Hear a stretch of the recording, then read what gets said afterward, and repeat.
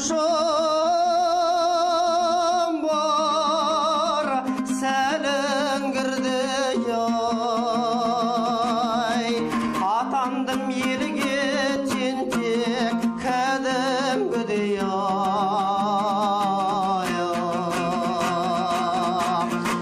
Bir tintik yelişinde jirmey mekin oy. Soğuma nege tüstüm berim bir diyay.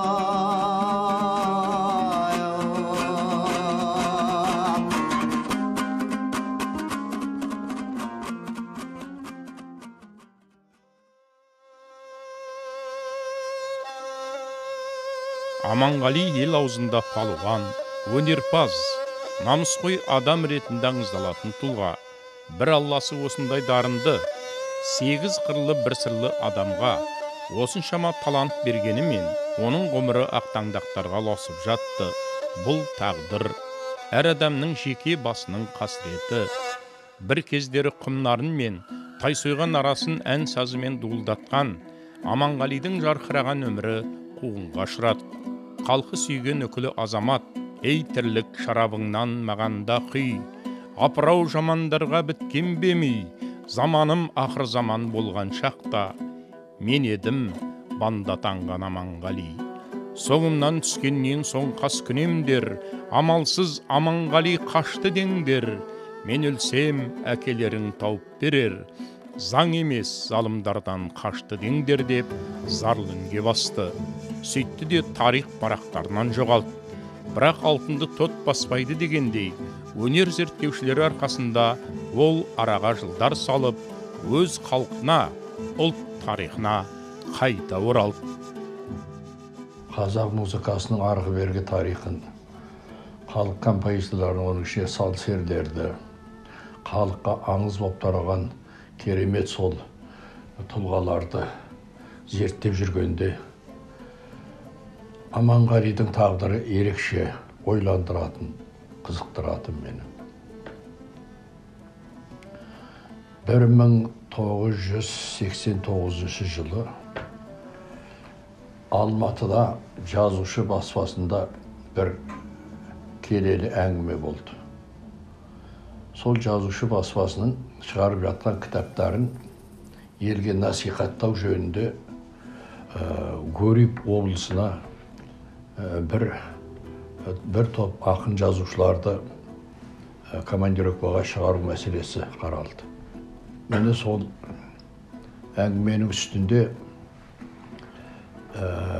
Әнес Сараев, сол кезде жазушы баспасының бас редакторы, сондай ыждағатты, ойлы, ақылды азамат.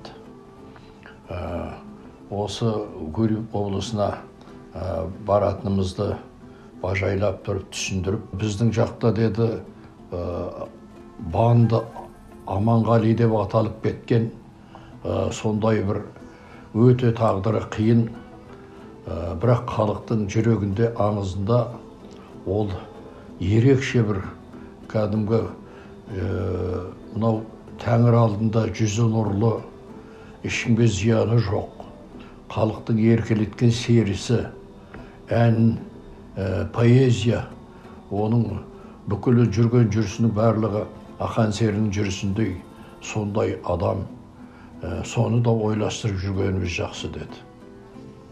Міне сол сапарда шықтық, неге осы Гурьев облысына келдік.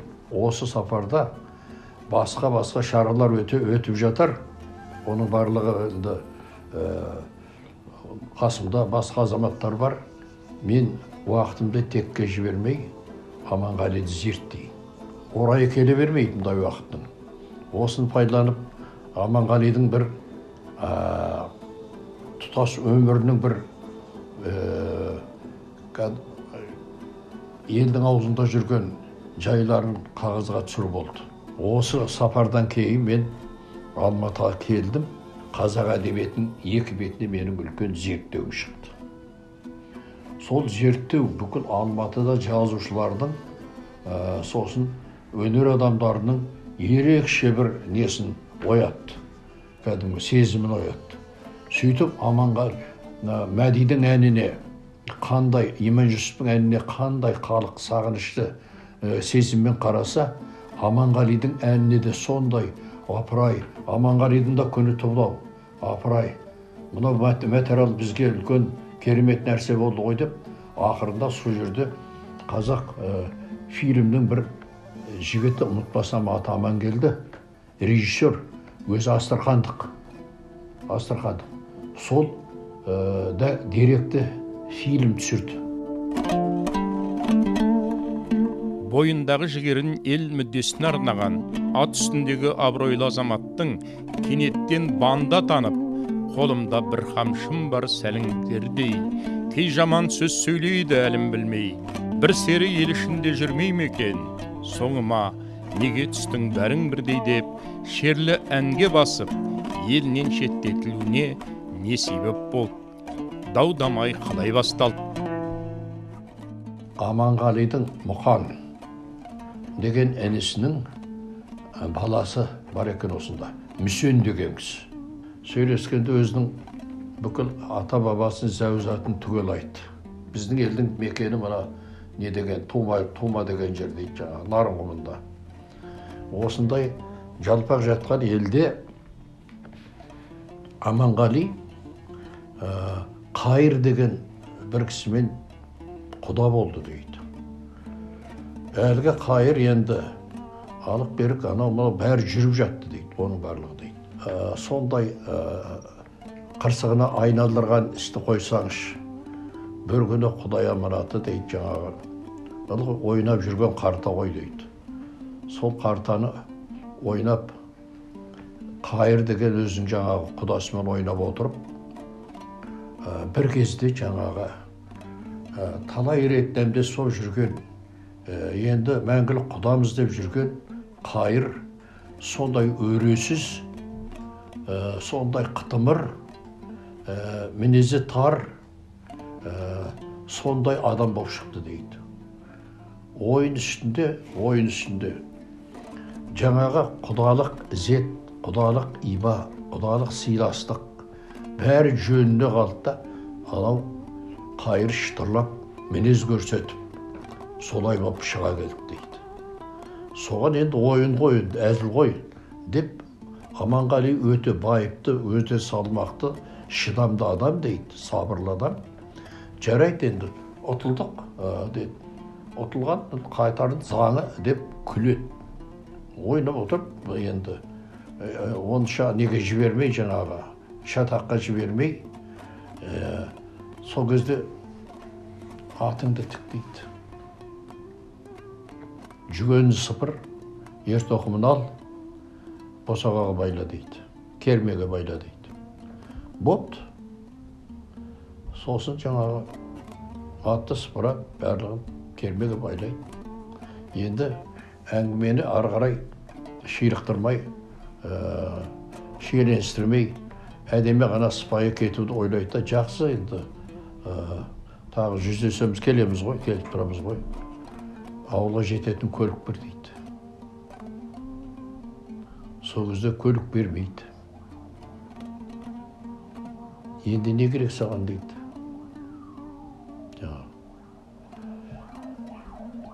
Саған жүген де жоқ, ер тұрман да жоқ, ат та жоқ дейді.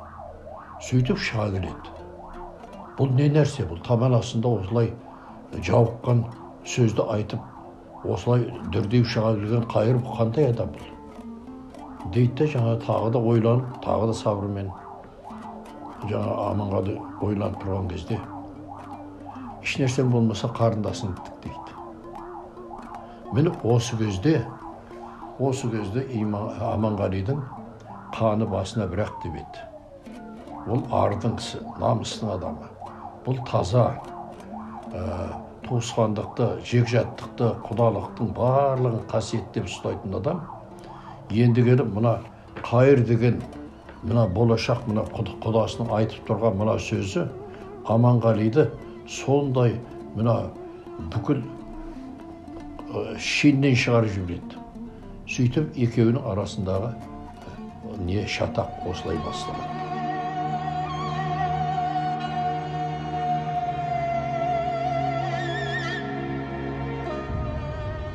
Аузына келгенін ашарлап айтып, көкірегінен төгілген күмбір сазымен айналасын тамдырған құм өңірінің құндыз бөрікті азаматының құм нарындағы қашып пысу жылдары осылайша басталады.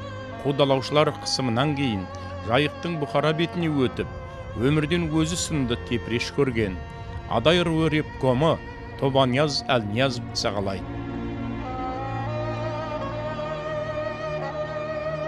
Мен де бір ұлың едің күміс көмей, сөзімді түсінуге тырыс кедей, неліктен Аманғали нарында жүр, неліктен тай сойғанда күнскірей деген ән осы уақытта дүние келіп, жұртшылықтың қосылып айтатын сазына айнала бастағанды. Бірақ кейіннен солақай саясаты, үнемі алда жүретін үкіметтің қол шоқпарлары, оның әнінің айтылуына да тоқтау жасайды.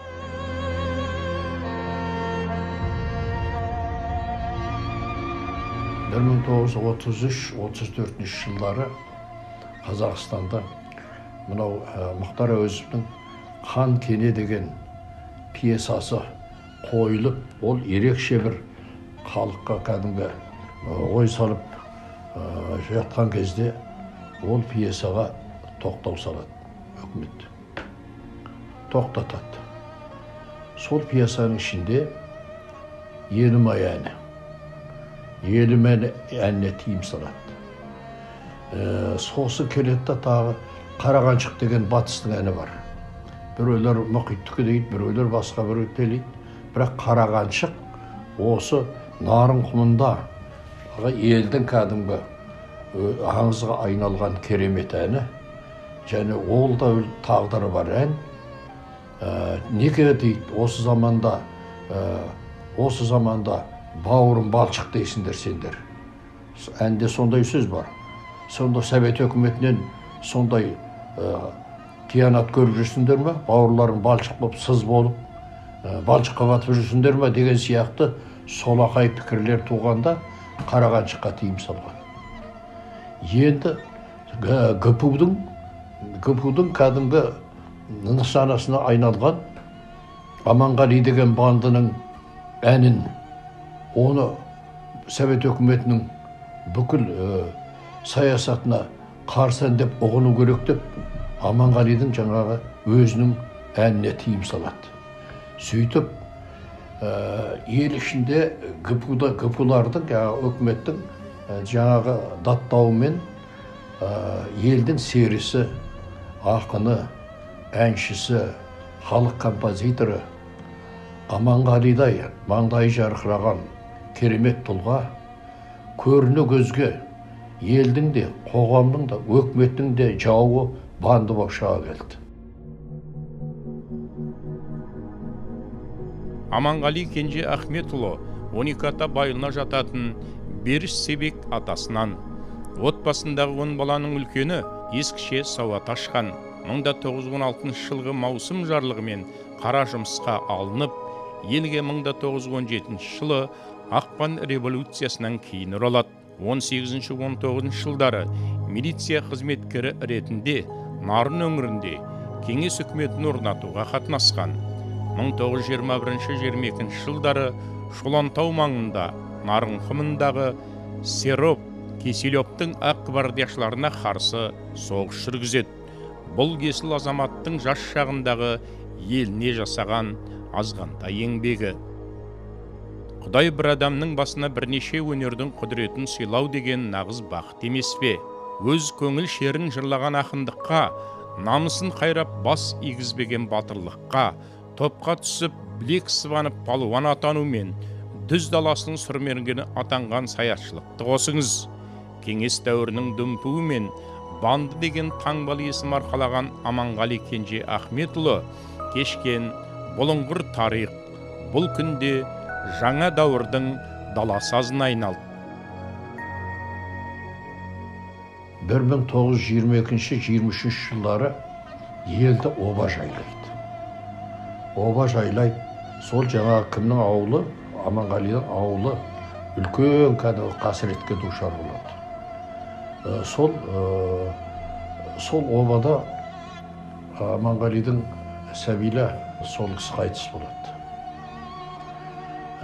Ауыл күйзеледі. Ауылды сол оба шықты деп өртейді. Ойына келген істейді өкімет. Сондай қайғылы, қасіретті, өте қиын жағдайда Аманғалиді гүпу шамалып, жарық күнде шамалып соңына түскендей боп, Аманғали енді олай-бұлай қашады. Қасында Мұқанда болады сосын жаңағы ең сол кезде кішкентай екен жаңағы ұлы Нағим. Сол қашып пісіп жүрген кезде қасында екінші жары Мұхсина. Міне Мұхсина сол кезде Аманғалидың басына қандай қасірет түссе, Аманғали қуғын сүргіннің барлық азабын тартып, жер көкке сыймай, өте күйзелісті, қайғылы жағдайда ертеңі не болатыны, бүгіні сондай беймаза, ертеңі не болатыны білмей жүрген қысылтаяң шақта, сол Мұхсина өзі сондай әйелдің сұлтаны дейді. Жаңағы Мүсен Ақсақалы. Әйелдің сұлтаны, шешеміз енді жаңағы сәбилі өлгеннен кейін сол бүкіл өмірі ширығып кеткен Аманғалиға жар болды ғой. Аманғалидан бір елі қалмады дейді. Мына Астраханға барғанда да, мынау неге Оралға қарай құмда жүріп қашқанда да бәрінде бірге болып, Аманғали мен ешқандай ажырамай не көрсе бірге көріп, жаңағы сондай керемет қайратты әйел болды дейді. Мен ақырында осы дүрбелең, осы қуғын сүргіннің кезінде осындай енді отрядтар шығып, жаңағы құмның ішінде Аманғали сол бір үйде отырғанда бозғырау түскен күздей ма, сондай енді бір тыныс алып отырғанда көпу келіп қалды дейді. Келіп қалған кезде жаңағы өзі сұмдық арыстандай өте жолбарыстай ықшамды адам дейді. Атқа секірмеп тұра қашты дейді. Артынан қуғын сүргін сосын атысты дейді. Құмның ішінде, бейрат құмның ішінде атыс болды. Bir кезде атыс тынды дейді. Сол кезде отряд не болды, бұл қалай болды деп жаңағы жайлап қараса Аманғали мерт болған. Аманғалидың зайыбы Мұхсина мен үш інісі жазықсыз сотталып, екі інісі Мұханғали мен Әндірғали атылған соң, бір інісі Үмбетқали мен туысы Есмырза Финляндия еліне өтіп кеткен. Олардан тараған ұрпақ Қазақстанды бір көруді аңсайды. Аманғалидың бір қызы Атыраудың Махат станциясында тұр. Мұхсина Батыс Қазақстан облысының Казталовка ауылы маңында жерленген. Аманғалидың соңында Асқақ рухты әндері, өлеңдері қалды. Затаевичтің қазақтың 1000 әні кітабына 2 әнін нотасымен енгізілді. Аманғали туралы белгілі композитор, әрі өнер зерттеушісі Илья Жаханов, атыраулық қаламгер Тінәлиев, ақын Табыл Досымов, сондай-ақ Қапашев әдеби көркем шығармалар және зерттеу мақалалар жазып, деректі кино фильм түсіріп, дәуірдің құрбанын бізге жақындата түсті. Аманғали қазір халық композитор ретінде құрметтеледі, ардақталады. Міне кітаптарға шығып жатыр, жаңағыдай деректі фильм түсірілді. Міне Аманғалидың енді әрине ұзақ өмірі, мен ұзақ өмірін бір эссе, новеллаға сыйғызып отырмын. Әйтпесе ол романға татерлік, үлкен полотно жатқан. Оның сырлары көп, ашылмаған сырлары көп әлі. Міне оның барлығына менікі беташар бастау болды менің зерттеуім. Аманғали халықтың енді сүйікті композиторы. Құдайға шүкір, Мұхиттың әні қалай, қиссаның әні қалай ардақталса, Аманғалидың әнде осы барлық Оралда да, Ақтөбеде де, осы төңіректің батыстың бәрінде Аманғали әндері айтылып жатады. Аманғалидың әндерін сол зерттеуден кейін жаңағы о кезде кім тіреді, жаңағы Ғарекең тіреді. Ғарекең жаңағы істеліп жатқан шараларға жылапты. Ол кезде онша денсаулығы жоқ. Ал кейіннен Ғарекеңнен оқыған, бітірген Қажыбек Бекбосынов, Сәуле Жампейісова, сосын мынау жаңағы Оралдағы Қатимоллалар, осы Аманғалидың әндерін, басқа да ел ішінде жүрген халық таланттары Аманғалидың әндерін үлкен тебіреніспен айтып жүргеніне мен өзім сондай кәдімгі көңілім толған, бір ұлы тірлікті істеп тастаған адам сияқты өзіме өзім жаңағы осы Аманғалиға қалай барған сәтімді бір ұмытылмайтын игілікті істеп түсініп, тағы да айтам, шүкіршілік етіп отырмын.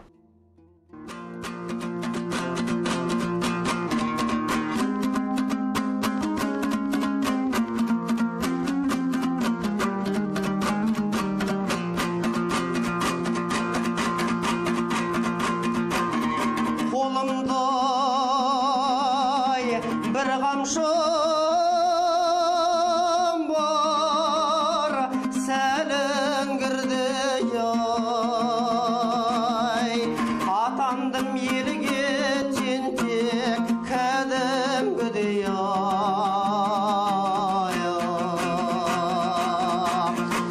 бір тентек ел үшін